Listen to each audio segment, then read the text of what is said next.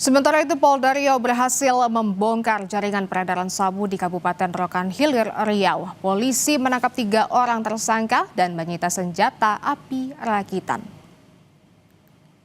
Ini mau kemana nih? Bawa koper nih. Tim Subdit 1 Direktorat Reserse Narkoba Polda Riau menghentikan 1 unit mobil yang diduga digunakan bandar narkoba di Jalan Budi Mulia, Kota Dumai, Riau. Polisi langsung menangkap kedua orang di dalam mobil. Dari penggeledahan ditemukan 1 pucuk senjata api rakitan yang disimpan di dalam tas penumpang lengkap dengan 7 butir amunisi.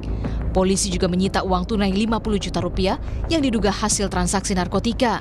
Kedua tersangka ditangkap dari hasil pengembangan penangkapan tersangka lain di Kecamatan Tanah Putih, Rokan Hilir. Polisi langsung membawa ketiganya ke markas Polda Riau untuk menjalani pemeriksaan dan penyelidikan lebih lanjut.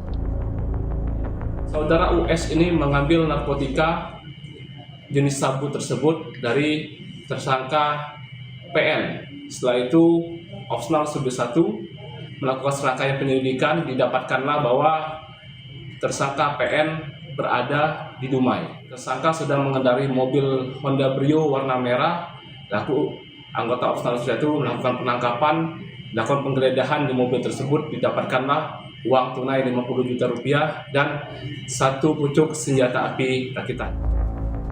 Hingga saat ini, Direktorat Reserse Narkoba Polda Riau masih memburu pemasok utama sabu yang diduga berada dalam 1 jaringan yang sama, termasuk pengusutan dugaan tindak pidana pencucian uang dari hasil bisnis haram tersebut. Sawino Ardi, Kompas TV, Pekanbaru Riau.